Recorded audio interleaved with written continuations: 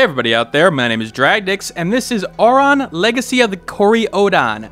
Yeah, I probably mispronounced that, but you know, that's what you're gonna get, because I can't pronounce things very well at times. This is a action RPG that I was requested by the developers to preview on the channel. This is currently in a Kickstarter. There's about 9 days left. They're requesting $45,000, $372, and they've got around $27,000 right now.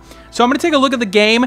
I don't usually do previews like this, except for one condition, when it actually has gameplay to show off. I don't like the idea of showing off on the channel, oh, here's a bunch of images and promises. There's actual substance here. And so I'm going to take a quick look and show you guys a little bit about it, and you can make a decision on whether or not you want to back it or not. Now, as I mentioned, this is based on African mythology and magic, and it was inspired by the Tales of series, like Tales of Zestria is the upcoming one, I believe, Tales of Symphonia, all the Tales series in question. But it's the first game by this studio that they're hoping to deliver in the Q2 of 2016. They've been working on it since December 2013, and the funds they're requesting are more so for improvements. If you go to the Kickstarter page, you'll see that they've improved the sprites in question. They've really done a lot of work in terms of the artwork.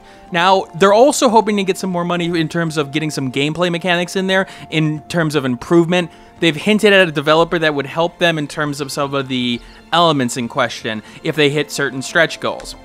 Now, as you see here, I'm going around talking to people. Again, very typical RPG fare, learning a little bit about the Kori-Odan lineage.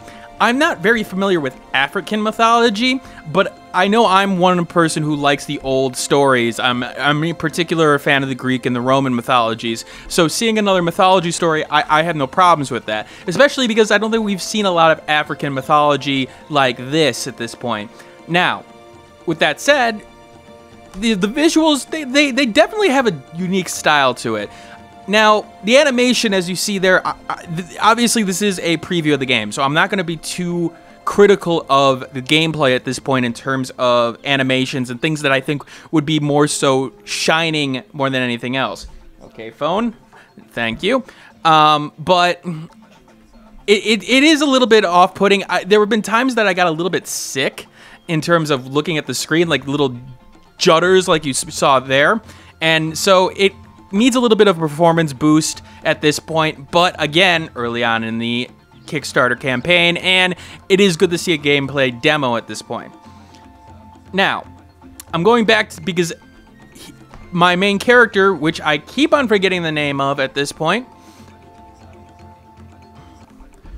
So the basic idea of the story is that Enzo Kori-Odan is a young king. He's actually becoming king as the game starts out. He's actually selected a queen, the queen's name being Aurion? Again, sorry for the pronunciation in question. Now, the king does have some abilities, some battle gears from the former kings in question, as well as this mystical energy called the Aurion. Aurion. I don't know how to pronounce it again. I apologize. I'm going to keep on apologizing. I'm going to call it Aurion just for the sake of it. Which allows him to be put into a state of, you know, this fierceness, I guess is the way I would describe it. Again, sort of like, not a Super Saiyan mode, but a little bit of a different, you know, energy about it. So, we're seeing that it is implementing some of the African culture into there, some of the traditional headdresses. Obviously, we have the dancers there and the typical bongo that you would see from African society. But, you know, it does have a good variety here. I mean, you got the father on the bottom there with a little bit more of a different garb than I think I would expect. But you also see the warrior parts of the costumes in question. Even for the king himself right now, he does have a regal sense about it. Again, gold and red, I think, is usually what you would accumulate to sort of royalty, especially gold. So we're going to fast forward here to a little bit of the combat, because, again, this is exactly what you're probably looking for in an RPG. So let's go into the combat a little bit, and I apologize for the bottom of the screen getting cut off there, or it recorded at 920 by 1200. I'm not exactly sure why, despite the fact that I set it specifically to 1080, so something to look at there. But the combat is an action RPG where you got aerial combos, you got magic, but in particular you also have an Aurion system, which I don't show you in this first part. It sort of focuses on just giving you little bits of the combat at a time. Now, the combat has 3 sections. It's got your HP, your AP, and your stamina. HP, of course, your health. AP is your ability points. You can use it to do certain skills, like the Spark of Wrath there. Stamina is used to block or to use certain abilities to dodge at this point. If you don't have any stamina, you're going to break in terms of you can't use the blocking in question. Now, one thing I will note very quickly is that while the animations in terms of the weaponry and everything looks all right, and it seems like the controls are responsive on the side of, for me, I feel like the AI, especially early on, is very, very limited. Again, I want to see more. It is a tutorial level, so I got to keep that in mind at this point. But I felt like the combat, it's got a little bit of ways to go. It will be interesting to see what they do with it in terms of some of the gameplay or like overhauls that they were talking about. I shouldn't say overhauls, improvements. Because of the fact that I feel like it is a little bit hack and slashy at times. It does introduce later on a little bit more mechanics that definitely changes things up a bit. So it is a little bit, it does add complexity. I do want to see them do a little bit more to make it feel flowing a bit more. And I hope that they use the money that they do raise from the Kickstarter to look at that in particular. Now, I will say the animations in terms of the fighting, it reminds me of the old Sprite fights that I would see on Newgrounds in essence. Like the Ryu versus, I think, Scorpion one in several cases. And it is a little bit interesting to see it sort of come to life in a cutscene. Even though it's using the same engine, it's definitely, it has a sort of authenticity to it. It's not just a cutscene, that it's sort of worked itself into the actual fight in question. So that's nice to see. I want to see more games do that at this point, because I feel like cutscenes have gone the way of like too movie-like, where it's like you're so disconnected from it, it doesn't feel like it's part of the story in question. Now, it's teaching me a little bit more about stamina and health and blocking and items. There seems to be a particular use with items in the game.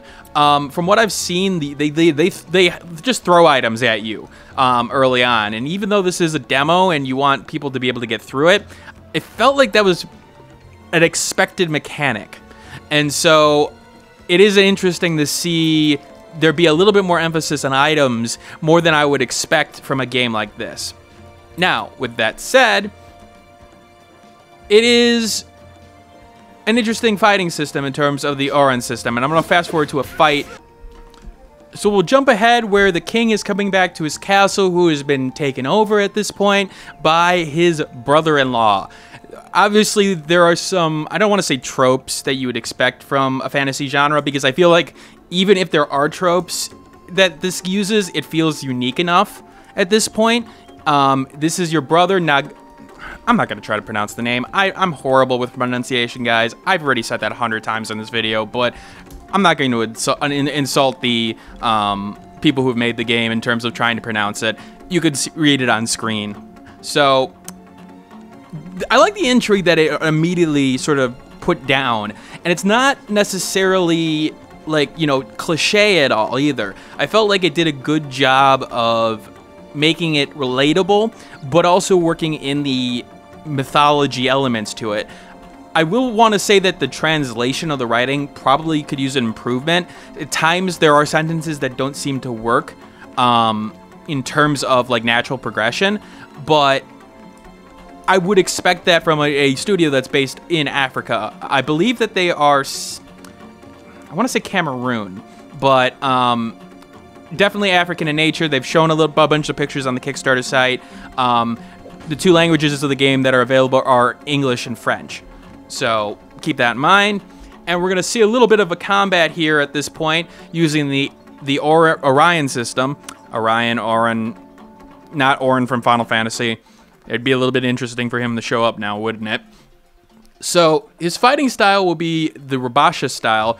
Basically what he needs to do is gather some energy, and then all of a sudden he'll unleash his sort of perk at this point. It seems to be connected to some kind of element in terms of like some kind of, not necessarily an emotion, but some kind of character trait. The one that you start off with is honor. So honor being, you know, okay, I'm the king. I have to take, you know, matters into my own hands. I have to do this at this point. So it is an interesting system because, again, it opens up different abilities. It opens up different, you know, combinations. What's interesting is that you have this down hold system where you are able to gather AP energy, which is interesting because you could use that along with block. So it does sort of allow for a defensive style kind of combat, but it also makes you like, okay, I gotta attack and use that at some point. So it is sort of a guard block attack.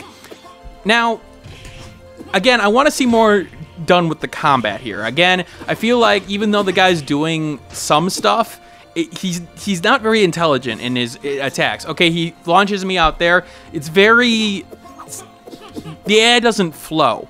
And I think they need to focus on that. I think the combat system in itself has some potential with the combos in question, and in particular when they start introducing the second character, the wife of the character here. I think that it can work in that senses. I did like the use of the sticks in terms of the controls to do the abilities. They did use like left stick B, left and right on B, things like that in order to get more skills out of using a single button push. It would have been easy to like map them to like the keyboard or something like that, but I do think it actually somewhat works. I will say that there seems to be a sensitivity on like, okay, when does it become up and when does it become left in terms of the stick? If somebody does like, you know, up and to the right, what's it going to register? There were a couple of times that I ended up doing an attack when I really wanted to do a heal. So that's going to be something that they're going to have to watch out for. And I feel like, again, the combat needs a little bit more... Not mechanic-wise, I think it's okay. I think the mechanics will work, especially with the Aurion system.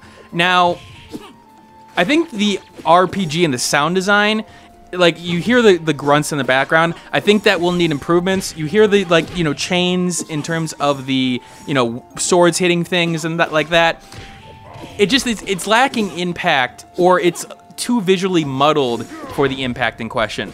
Now, again, I think part of the problem, again, is that there are these sort of, like, instability moments. But again, I expect that out of it a pre-alpha at this point, and this is just the taste of what the game has to offer. When it comes down to it, when I look at a game that needs a Kickstarter, I look at a game that has got something to show me in terms of the actual programming, something that they can, you know, show off in terms of gameplay, and in particular something with an interesting premise that does something a little bit different. I feel like the Aurion system does things a little bit differently than everything else, as well as the dual system with the companion in question helps it out a bit. There's also an interesting mythology here. There's an interesting element that plays out in terms of this power struggle, and even though you do defeat him, it always feels like, you know, that, you know, something else is going to go on. Now, they do show you a little bit further into the game when you get another Aurion system later on, which is nice, as well as shows you the little bit of the abilities and the abilities that your wife can have. Overall, I would take a look at Aurion and see if it's the kind of game that you want to back. I won't say that it looks, you know, perfect at this point. It has potential, and I really want to see what they do with that potential at this point. This is more so to take a look at games like this and be like, okay, I feel like you're doing the Kickstarter method right. You have something workable at this point to show off. All right, you were asking for money to improve it at this point. Okay, let's go from there, because at least I could base some of my commitment off of what I see here. Otherwise, it's just pictures. All right, I hope you guys got an idea of Aurion, Legacy of the Kori-Odan. Again, I will leave the Kickstarter description in the Kickstarter link in the description below, and I will see you all on Monday, hopefully. I'm going to take a day or two off to just try to regain myself at this point. Hey everybody, thanks for watching. If you like this content and want to see more of it, you may want to hit that subscribe button on the left hand side. If you like this video and want to see more of this content, take a look at this video on the left hand side as well. And if you missed my last video, take a look at the right hand side. Once again, thanks for watching, and keep on gaming.